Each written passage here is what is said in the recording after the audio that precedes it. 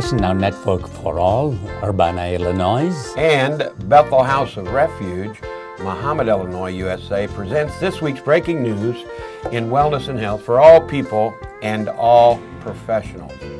Hi, I am the Pete of Dr. Z and Pete. This is, of course, Dr. Z. And I am the CEO of Bethel House of Refuge, formerly executive director of a prison ministry in the area, and previous to that I was an owner-operator of a construction company functioning in central Illinois. I and my wife Stephanie, who works at the University of Illinois in the electrical computer engineering building, we reside in Farmer City, Illinois. This is my good friend, my distinguished co-host, Dr. Alex Rama Zechariah, MD. Doc is also a medical professor and the CEO of CNN4All. Recently, Doc was the Chief Medical Officer, the Medical Director of Provena, now Presence United Samaritan Medical Center in Danville, Illinois, in 2008 and part of 2009. Prior to that, he was the Dean of one of the top 12 medical schools out of 300 plus medical schools in India, Christian Medical College in Ludhiana, India. Doc and his wife Prema, also a retired physician. I got doctors all around me. And a professor, spent 43 years at the Christian Medical College in Ludhiana, first as medical students and then as faculty, till they retired in 2000. They now reside in Urbana, Illinois, where they've been since 2005. Doc, great resume, outstanding experience. I'm privileged to be a co-host with you in this week's breaking news in wellness and health, and it's breaking news, but I need you to tell the folks what we're about here. Please note this is for your information only. It's not medical advice, and you may mention this to your physician, and you may even ask your physician to watch this show. Yeah, and don't change your treatment based on what you hear here. Talk to your doctor first. If you'd like to communicate with us, you can by email. Oh yes, breaking news at CNN4All.com. Breaking news at CNN4All.com. And if you want to write, you can write. Breaking news, CNN4All, P.O. Box 17494, Urbana 61803. And you've got that down good, Doc. Yes, well, yes. Let's jump right into the information we've got. Group prenatal care led to improved birth outcomes. Guess what? Women with access to group prenatal care had improved birth outcomes, including longer gestational periods, higher birth weight, and in a study conducted by researchers at Vanderbilt's Peabody Research Institute in Tennessee. This study is published in Maternal and Child Health Journal, September 2013. The results were drawn from a sample of over 6,000 women receiving prenatal care in group or individual formats at 5 states in Tennessee. The most striking finding was that group prenatal care had statistically and clinically significant beneficial effects on very low birth weight and fetal demise, that's fetal death, relative to traditional individually delivered prenatal care. Well, this is a different thing than it takes a village. The basic idea is that putting women in supportive environments leads to increased happiness and improved outcomes. She said, building support networks might lead to improved health behaviors with social support because women, get this, have a lot more interaction with other women, but also with the prenatal care providers. So they're pretty gregarious, and that interaction provides a health benefit. And this is a very good It's exciting, report. isn't it? Come on, ladies, get together. Okay, check this out. Blood pressure cuff may save lives in patients with acute heart attack. In patients with an acute heart attack, one that's going on, Yes. remote ischemic conditioning, intermittent inflation of a blood pressure cuff to cut off blood flow to the arm during transportation to the hospital for acute balloon dilation reduces subsequent cardiac symptoms and mortality after an acute heart attack. Very interesting. Blood pressure cuff. Yes. The results were presented by researchers from Aarhus University Hospital, Aarhus University in Europe, in European Heart Journal, online. September 12, 2013.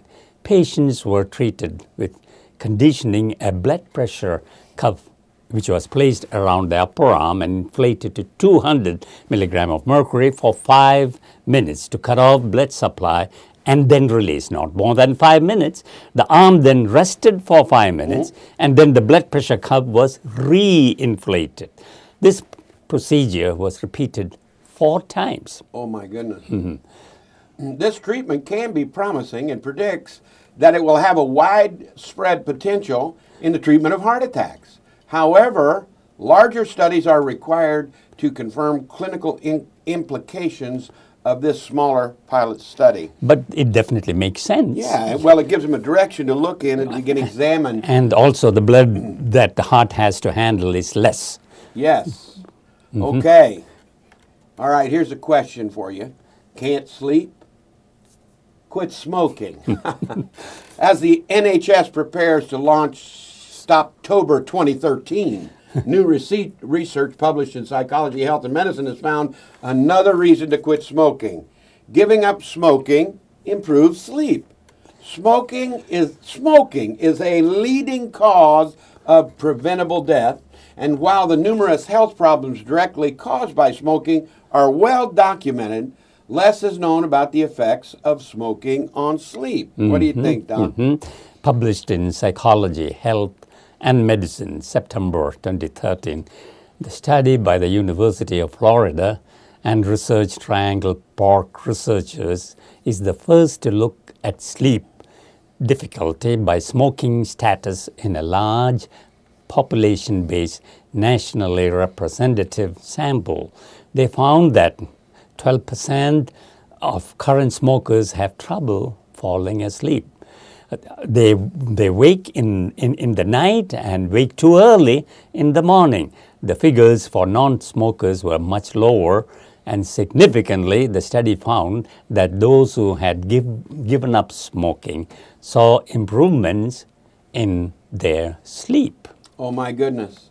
This new research suggests that smokers may be more susceptible to illnesses associated with poor sleep, along with the more commonly recognized health problems associated with smoking, such as cancer, cardiovascular disease, which is heart attacks, strokes, all of those, more prevalent in smokers. Can you think of a better reason to knock it off?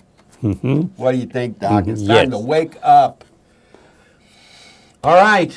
Well, lecture's over. Older adults live longer with a few extra pounds. Ooh, that's good news for me.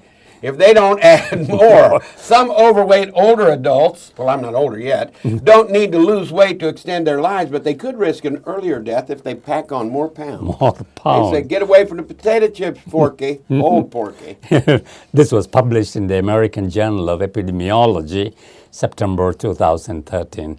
The nationwide study found that people who were slightly overweight in their 50s but kept their weight relatively stable were the most likely to survive over the next 16 years. More veggies. They had better survival rates than even normal weight individuals whose weight increased slightly but stayed within the normal range. Yeah, more fruits. Yes. And go nuts on nuts. On the other hand, those who started out as very obese in their 50s and whose weight continued to increase were the most likely to die during that period. You can learn more about older people's mortality risk by looking at how their weight is changing than you can by just looking at how much they weigh at any one time. So it's the fluctuation of those things that really affect the outcome. So let's...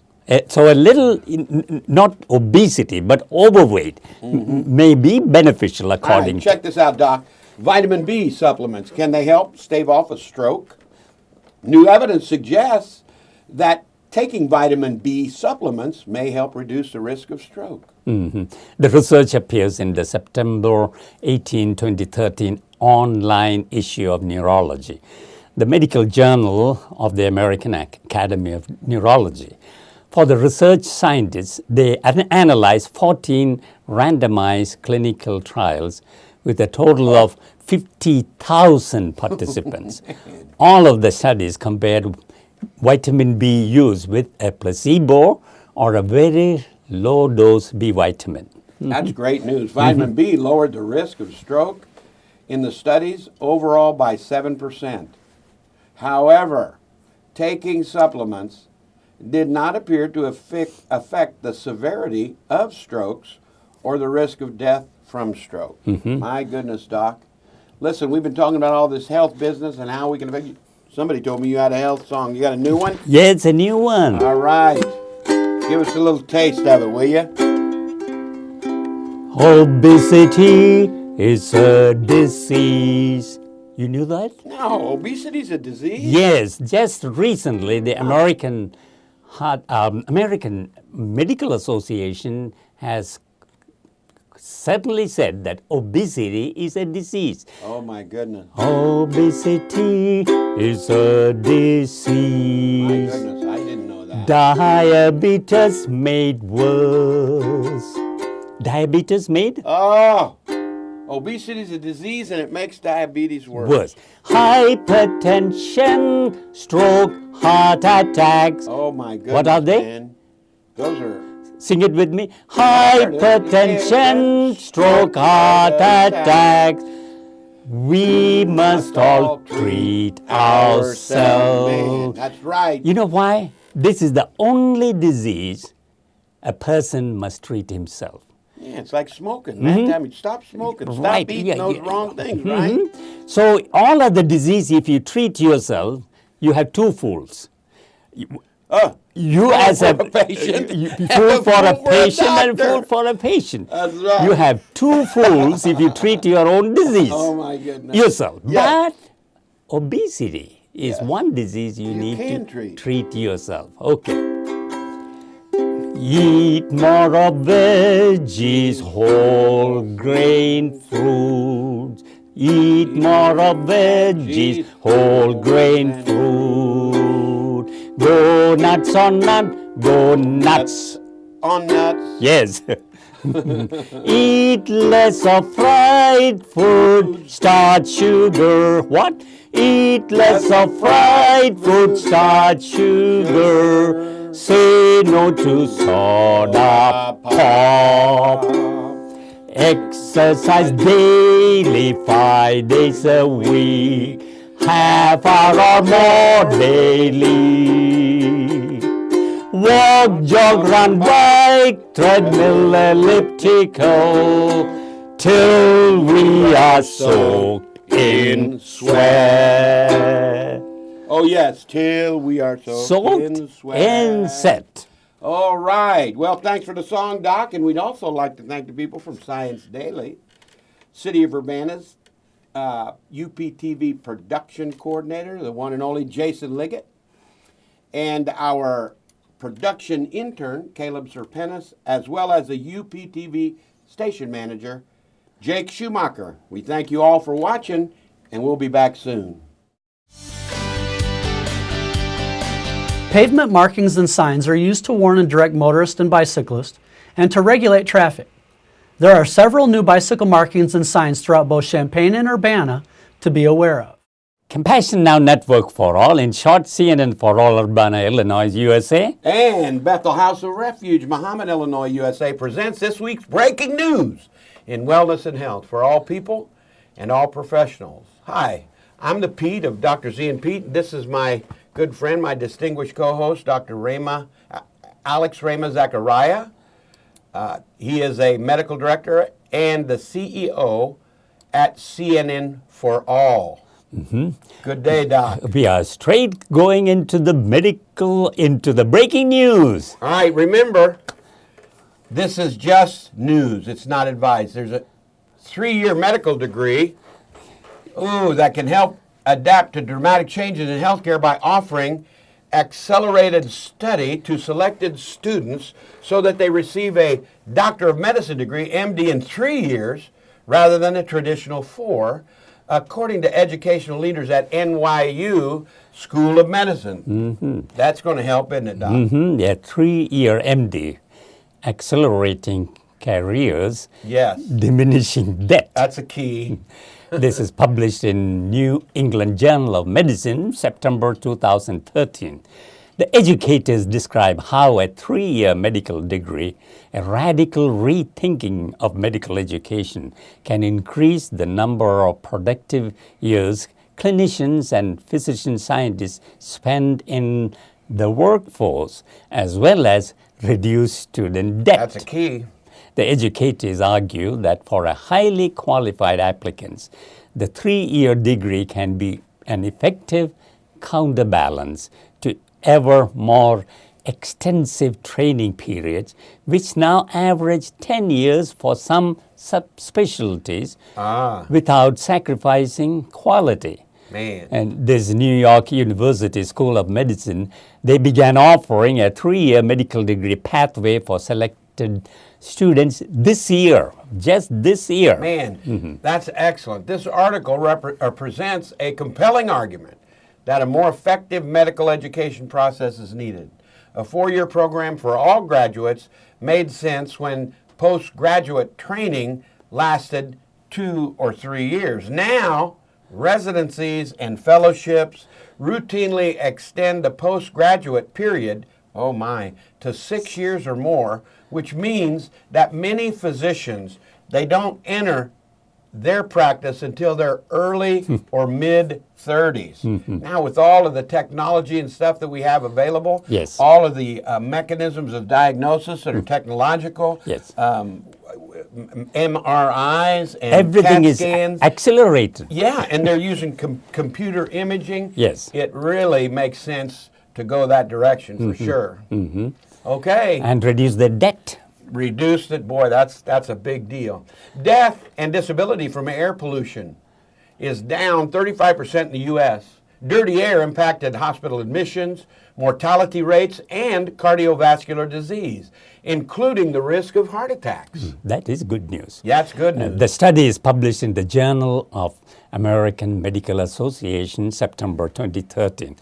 One of the biggest surprises of this research was that air pollution contributed to cardiovascular disease and not just respiratory disease. In fact, air pollution not only impacts our lungs, but it impacts our heart and our brain.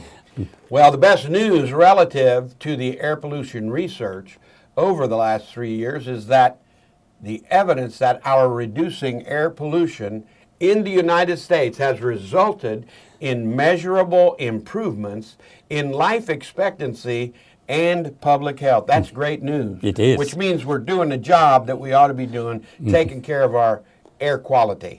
And the environment. Absolutely, and the environment. That's a good point, Don. All right, we're moving from air to red grapes, blueberries, that they may enhance immune function. That's what I've heard. My wife tells me that, blueberries every day. In an analysis of 446 compounds for their ability to boost the innate immune system in humans, researchers in the Linus Pauling Institute at Oregon State University, he was a vitamin C guy, right? Discovered just 2 that stood out from the crowd. The resveratrol found in red grapes and a compound called, what's that compound? Tersostilbene. You see, I couldn't say that. Tersostilbene. From blueberries. Blueberries. That's Terostilbene. Okay, we'll move on from that. It's in blueberries. Both of these compounds, which are called stilbenoids, that's better, Yeah. worked in synergy with vitamin D and had a significant impact in raising the expression of the human cathelicidin antimicrobial peptide gene that is involved in immune function.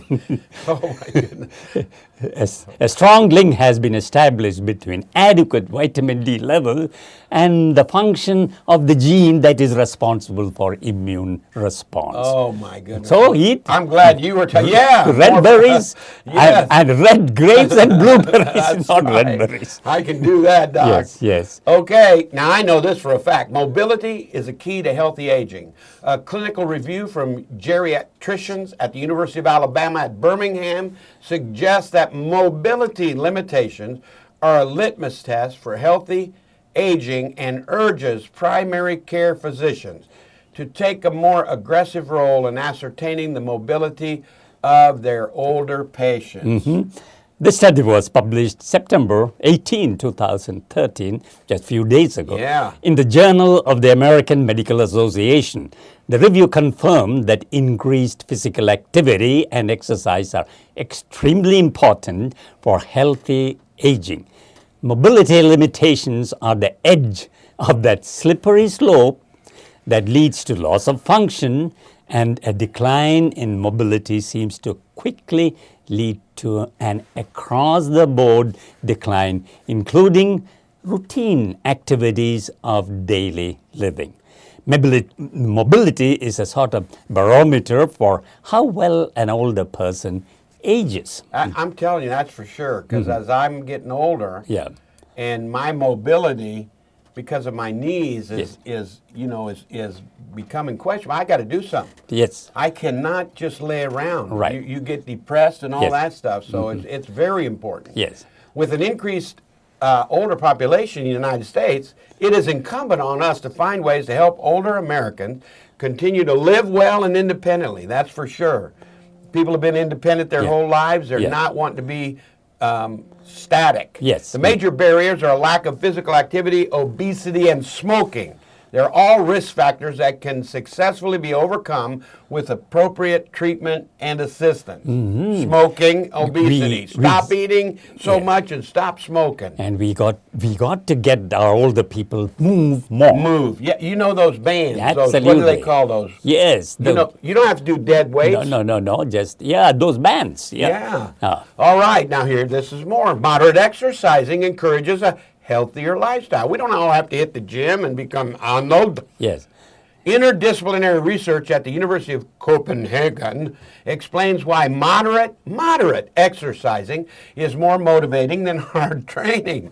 The obesity epidemic has massive socioeconomic consequences, and decades of health campaigns have not made significant headway. We got to find something that works. Yeah, the findings have been published in Scandinavian Journal of Public Health, again this month, September 2013. The surprising fact that 30 minutes of daily exercise is just as beneficial as a full hour of hard fitness training. The lightweight group of exercises appear to get more energy and be more motivated in relation to pursuing a healthy lifestyle than men who exercise 30 minutes a day, and the men who exercise 30 minutes a day lost an average of 3.6 kilogram, that's about 8-7 pounds, during the 3 months, while weight loss was 2.7 for those exercising for a full hour. Oh my goodness, they take the stairs, take the dog for an extra walk, or cycle to work. I'm talking to my grandsons about a bicycle ride in the morning. In contrast, the men who exercised for 1 hour a day after training felt exhausted, demotivated, and less open to making a healthy change. This is a very interesting. I mean, it would seem to be something different. All right, look, Doc, talking about obesity, do you have a song? Obesity song? No, I don't have one, but we have a guest. We do. Dr. Joha? Dr. Joha. All right. Dr. Joha. So biomedical expert, right? That's right. He has a song, not me. He's thin, right? Okay, get him out here, will you? Thank you. All right. I will. Some bike lanes are located adjacent to motor vehicle parking lanes. By Illinois law, no person shall open the door of a vehicle on the side of moving traffic unless and until it is reasonably safe to do so and can be done without interfering with the movement of other traffic. After parking and before opening vehicle doors, a motorist should first check their mirror and turn around to look in their blind spots for bicyclists. Only when it is safe to do so should a motorist open their door. If a bike lane is located within the door zone of a motor vehicle, a bicyclist should ride toward the left edge of the bike lane, away from the parked cars. In Champaign-Urbana, the tick marks that indicate the front and back of a motor vehicle parking space are extended out into the bike lane to encourage bicyclists to ride out of the door zone. Well, here's our distinguished fellow. He doesn't need an introduction. Doc Joha, good to have you here with us today. You got a song? Yeah, I got a song. All right. Obesity is a disease. A disease? Or what are you talking about? Yeah, obesity is a disease. You know what? The American Heart Medical Journal Association has declared obesity as a disease. That's correct. This guy is reading up the journal. Oh, thank you.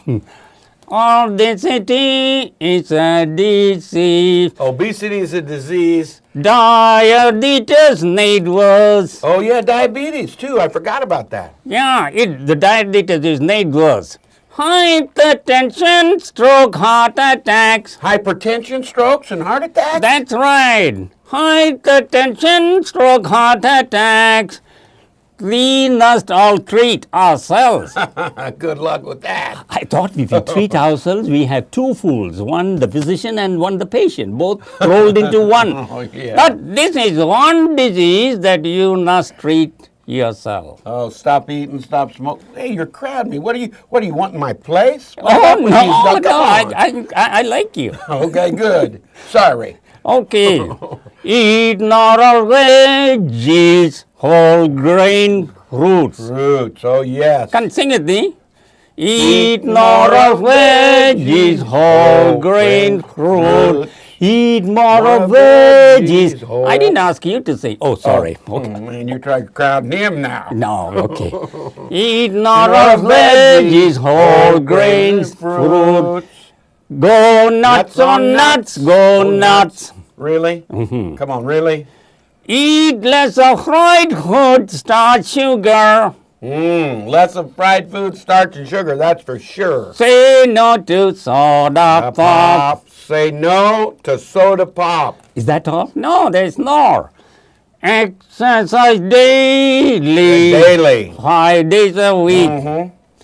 Half hour or more daily. Oh, yes. Half hour or more. Oh. Walk, jog, run, bike, treadmill, elliptical. Till. Come on, sing with me. Till we are. No. Walk, jog, run, bike. Walk. Oh, treadmill, elliptical. Till we are soaked in sweat. Right, till we are drenched in sweat. Thank you. All right, thanks for showing up, Doc. And don't forget, you're not getting my place. You're good doing where you are, and we appreciate you coming. Thank you. Thank you very much. And we thank Science Daily for the information that we have. And also, we'd like to thank the City of Urbana UPTV Production Coordinator, Jason Liggett, our production intern, Caleb Serpentis, and the UPTV Station Manager, Jake Schumacher. We thank you for watching, and we'll see you next week.